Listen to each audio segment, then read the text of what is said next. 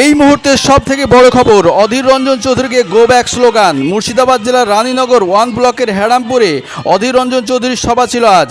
এমতো অবস্থায় হেরামপুর ঢোকার আগে ইসলামপুর থানার গোয়াস বোলতলা এলাকায় মহিলাদের বিক্ষোভ। হাতে ঝাঁটা নিয়ে অধীর রঞ্জন চৌধুরীকে গো ব্যাক স্লোগান।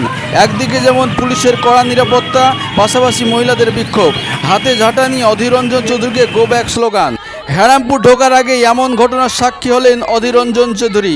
দেখুন ডমকল নিউজ টাইমের পর্দায় সেই চিত্র।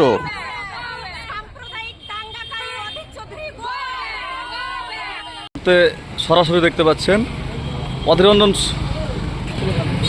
আজকে আপনারা কিসের জন্য গো ব্যাক স্লোগান দিচ্ছেন? তো দেখতে পাচ্ছেন রায়নগর অন যে গোয়াস বিড অফিস মোড়, সেখানে অধীর রঞ্জন সম্পর্কে এবং গো ব্যাক বলছে স্লোগান। আচ্ছা, আপনারা যে আজকে বিড অফিস মোড়ে এখানে উপস্থিত হয়েছেন, অধীর রঞ্জন সম্পর্কে কি বিষয় উদ্দেশ্য এখানে গো ব্যাক স্লোগানটা দিচ্ছেন মা বোনেরা এবং সাধারণ মানুষ?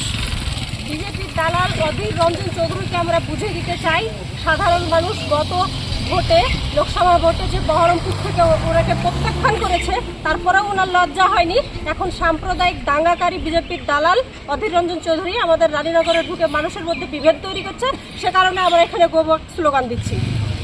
আপনারা কতজন মহিলা উপস্থিত ছিলেন এখানে? আমরা এখানে প্রায় 700-800 মহিলা উপস্থিত ছিলাম।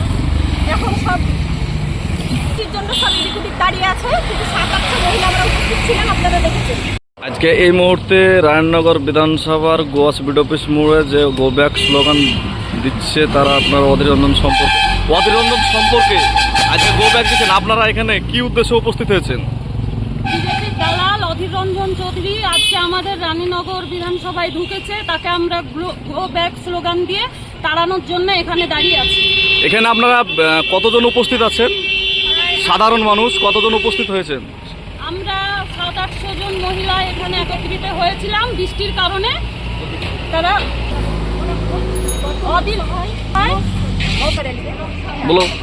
গত লোকসভায় অধীর রঞ্জন চৌধুরীকে বহরমপুরের সাধারণ মানুষ পরিত্যাগ করেছে, তারপরও ওনার লজ্জা নেই। বারবার আমাদের এখানে চলে আসেন উনি, সাম্প্রদায়িক দাঙ্গা সৃষ্টি করার জন্যে উনি বারবার আমাদের এখানে আসেন।